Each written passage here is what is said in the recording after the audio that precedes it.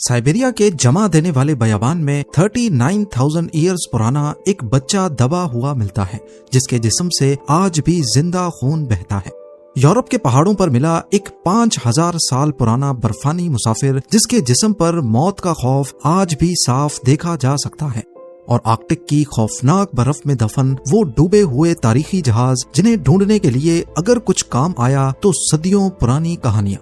हम जिसे सिर्फ एक जमी हुई सफेद बर्फ समझते हैं, वो दरअसल दुनिया का सबसे बड़ा और मिस्टीरियस कोल्ड स्टोरेज है।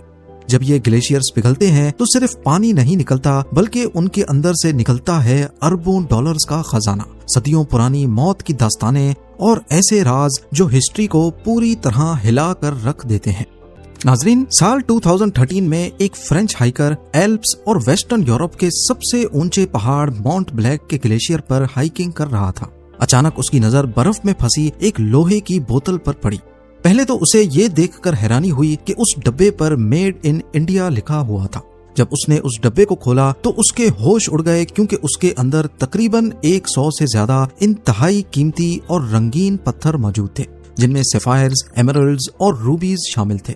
जब इसकी मजीद तहकीक की गई तो पता चला कि ये कीमती पत्थर दरअसल इंडियन एयरलाइंस फ्लाइट 101 में थे, जो 1966 में इस पहाड़ पर क्रैश हो गई थी।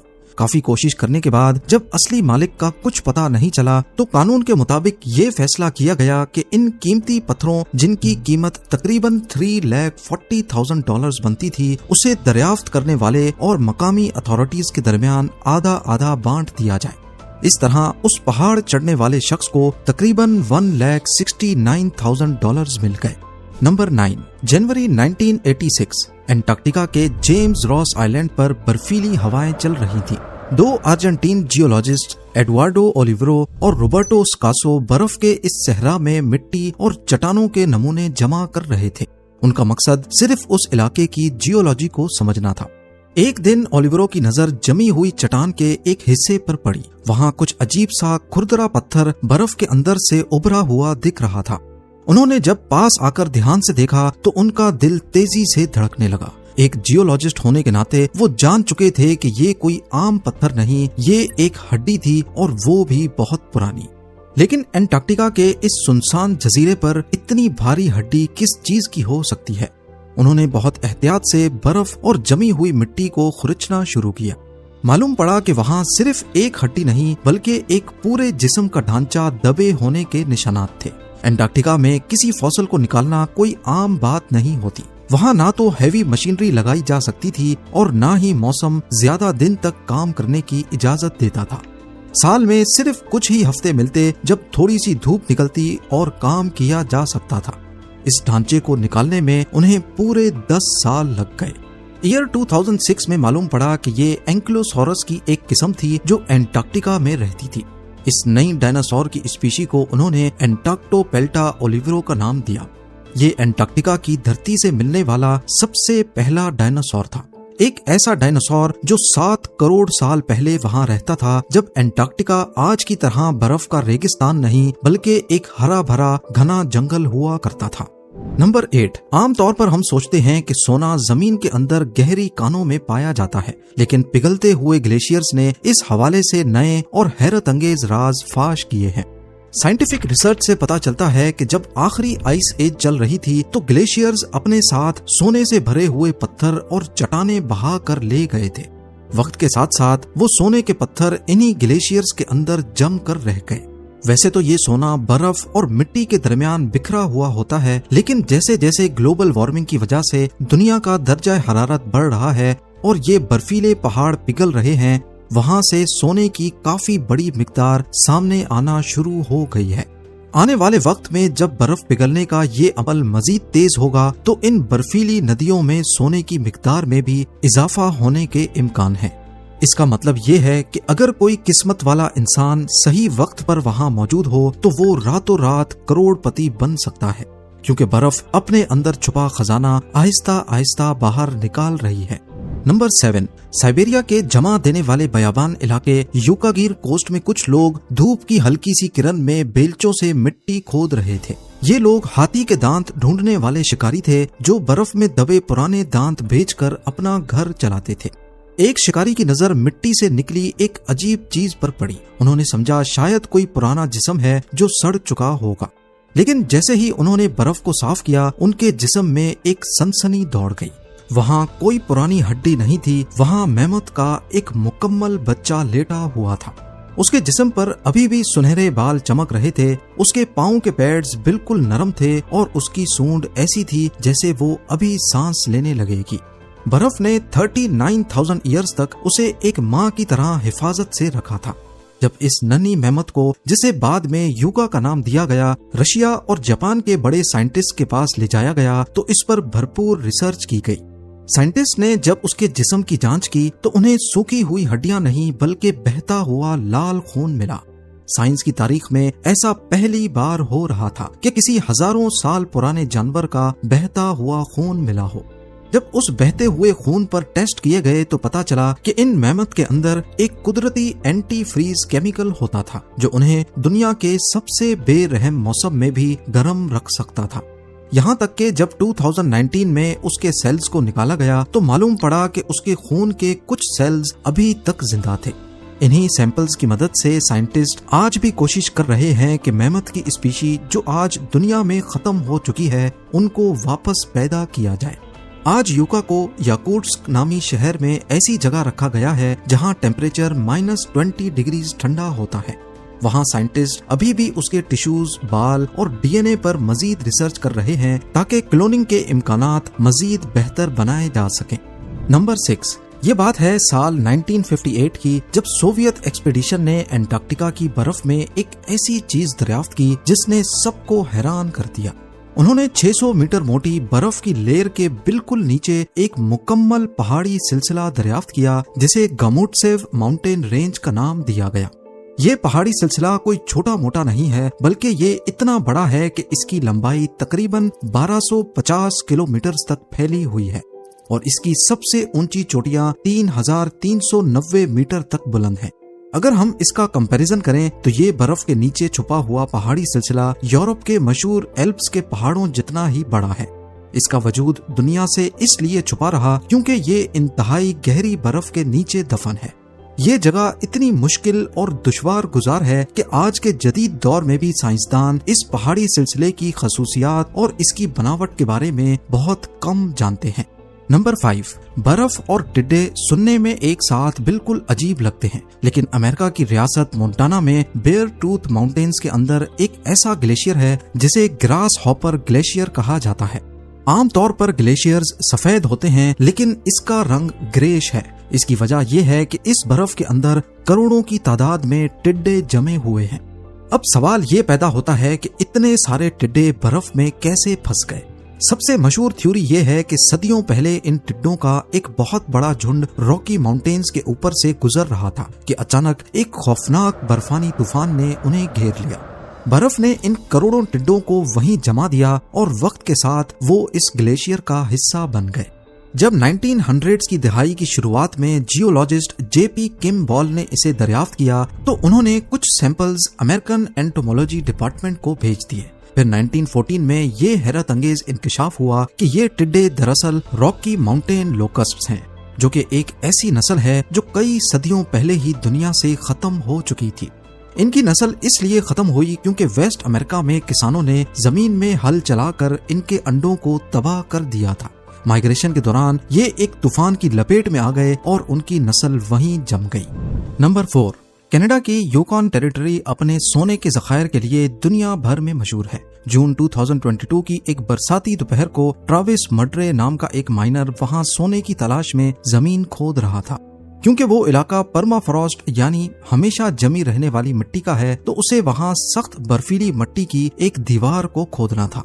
खुदाई के दौरान उसे मिट्टी में एक चमकती हुई काले रंग की चीज मिली जिसकी छोटी छोटी टांगें थी। पहले उसने सोचा कि शायद ये किसी बफेलो का बच्चा है, लेकिन जब उसने गौर किया तो उस जानवर की एक सूंड भी थी।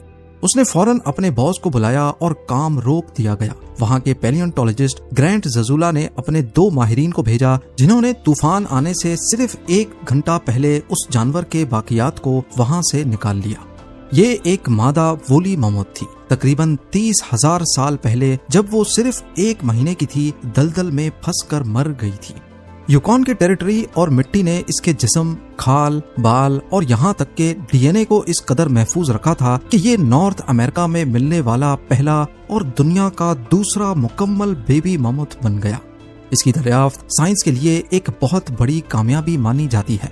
नंबर 3, 15 जुलाई 1942 को वर्ल्ड वॉर 2 के दौरान P-38 लाइटनिंग फाइटर प्लेन्स और B-17 बॉम्बर्स का एक काफिला ग्रीनलैंड से गुजर रहा था। अचानक वो एक शदीद बर्फानी तूफान में फंस गए। जब आगे जाना नामुमकिन हो गया तो उन्होंने ग्रीनलैंड के पहाड़ों और ग्लेशियर्स पर इमरजेंसी लैंडिंग कर ली।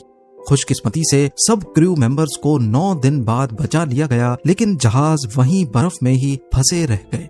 वक्त के साथ वो जहाज बर्फ की लेयर्स के नीचे दब गए, जो तकरीबन 75 से 90 मीटर मोटी थी। 50 साल बाद 1992 में कुछ लोगों ने फैसला किया कि वो इन जहाजों में से एक को बर्फ से बाहर निकालेंगे। ये एक इंतहाई मुश्किल और महंगा काम था, जिसमें 11 साल का अरसा और $2 मिलियन का खर्चा आया।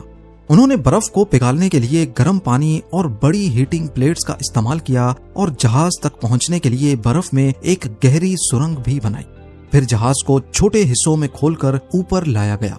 हैरानकुन तौर पर जहाज अंदर से बिल्कुल ठीक हालत में था, सिर्फ उसकी छत बर्फ के वजन से टूट चुकी थी। $50 लाख मजीद खर्च करने के बाद इस जहाज को, जिसे ग्लेशियर गर्ल कहते हैं, फिर से टर्न ऑन किया गया और 2002 में उसने दोबारा उड़ान भी भरी। 2007 में इस जहाज ने अपना वो अधूरा सफर मुकम्मल करने की कोशिश की जो उसने 1942 में शुरू किया था, लेकिन इंजन में थोड़ी खराबी की वजह से उसे सफर बीच में ही रोकना पड़ गया। नंबर 2, जब हम मम्मी का सोचते हैं तो जहन में इजिप्ट के फेरोज आते हैं, लेकिन 1991 में यूरोप के एल्प्स में एक ऐसी मम्मी मिली जिसने सबको हैरान कर दिया। 2 जर्मन टूरिस्ट ऑस्ट्रिया और इटली के बॉर्डर पर हाइक कर रहे थे जब उन्हें बर्फ में दबी हुई एक इंसानी लाश मिली। जब इस लाश को निकालकर यूनिवर्सिटी ऑफ इंसब्रुक में इसका बारीक बीनी से जायजा लिया गया तो पता चला कि ये कोई आम लाश नहीं बल्कि यूरोप की सबसे पुरानी मम्मी है। इस मम्मी का नाम ओट्जी रखा गया और ये तकरीबन 5000 साल पुरानी थी। जदीद तहकीक से ये बात सामने आई कि ओट्जी का ताल्लुक दरअसल उन किसानों से था जो एनातोलिया यानी आज के टर्की के इलाके से आए थे। मम्मी के डीएनए पर जब तहकीक की गई तो मालूम पड़ा कि उसके अंदर मेल पैटर्न बॉल्डनेस यानी गंजेपन के जीन्स भी मौजूद थे। ये शख्स लैक्टोज इंटॉलरेंट था और कई बीमारियों जैसे लाइम डिजीज और जोड़ों के दर्द का शिकार था, जिससे लगता है कि उसकी जिंदगी काफी दर्दनाक गुजरी होगी। इस मम्मी को ठीक उसी हालत में पाया गया जिसमें उसने मौत का सामना किया था। मरते समय उसके पास एक तीर कमान था, एक खंजर और एक बोरी भी थी। आज ये मम्मी इटली के एक म्यूजियम में रखी हुई है, जहां दुनिया भर से लोग इस 5000 साल पुराने बर्फानी मुसाफिर को देखने आते हैं। और अब नंबर 1, 1845 में सर जॉन फ्रैंकलिन नाम के एक मशहूर ब्रिटिश एक्सप्लोरर ने 2 बड़े और मजबूत जहाज HMS एरोबस और HMS टेरर के साथ एक अजीम और तारीखी सफर का आगाज किया। उनका मकसद था नॉर्थ वेस्ट पैसेज को दरियाफ्त करना। दरअसल उस दौर में पनामा कैनाल नहीं बना था। अगर किसी शिप को अटलांटिक ओशन से पैसिफिक ओशन तक जाना होता तो उसे पूरे साउथ अमेरिका का चक्कर काटकर एक लंबा और इंतहाई खतरनाक रास्ता तय करना पड़ता था। नॉर्थ वेस्ट पैसेज बर्फ के रास्ते एक ऐसा शॉर्टकट था जो इस सफर को महीनों से हफ्तों पे ले आता, लेकिन कोई नहीं जानता था कि ये शॉर्टकट मौत का कुआं बनने वाला है। आर्कटिक की जमा देने वाली बर्फ ने सर जॉन फ्रैंकलिन के दोनों जहाजों को चारों तरफ से घेर लिया। इस दौरान शदीद ठंड में बीमारियां फूट पड़ी और ऊपर से उनका खाना पीना भी खत्म हो गया। उस एक्सपेडिशन में सवार एक भी इंसान जिंदा वापस नहीं लौट सका। तमाम के तमाम लोग वहीं बर्फ में तड़प कर मर गए। जब कई साल तक सर जॉन फ्रैंकलिन और उनके 129 लोगों का कोई सुराग नहीं मिला तो ब्रिटिश हुकूमत ने उन्हें ढूंढने के लिए साल 1850 में एक और अजीम जहाज रवाना किया जिसका नाम था HMS इन्वेस्टिगेटर। लेकिन बदकिस्मती इस जहाज का भी रास्ता देख रही थी। साल 1853 आते आते HMS इन्वेस्टिगेटर भी आर्कटिक की उसी बेरहम बर्फ में बुरी तरह फंस गया। हालत इतनी खराब हो गई कि क्रू को अपनी जान बचाने के लिए जहाज को उसी जमी हुई बर्फ में छोड़कर पैदल निकलना पड़ा। बाद में जब बर्फ पिघली तो ये जहाज हमेशा के लिए समंदर की गहराइयों में डूब गया। सदियां गुजर गईं, दुनिया बदल गई, लेकिन किसी को नहीं पता था कि HMS इन्वेस्टिगेटर समंदर की तह में कहां दफन है।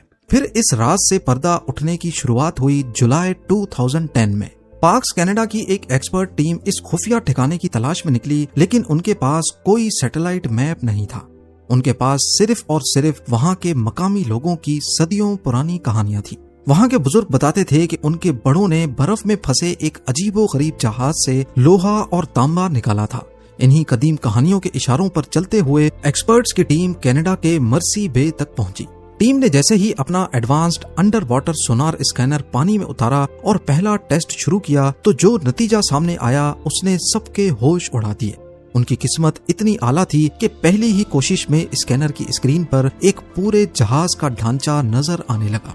150 साल से गुमशुदा HMS इन्वेस्टिगेटर दरियाफ्त हो चुका था और हैरत की बात यह थी कि वो पानी के नीचे बिल्कुल सीधा और बेहतरीन हालत में खड़ा था। HMS इन्वेस्टिगेटर की इस कामयाबी ने साइंटिस्ट के हौसले बुलंद कर दिए। इन्हीं फुटप्रिंट्स को फॉलो करते करते उन्होंने 2014 में HMS एरेबस को ढूंढा और 2016 में आखिरकार HMS टेरर को भी समंदर की तह से दरिया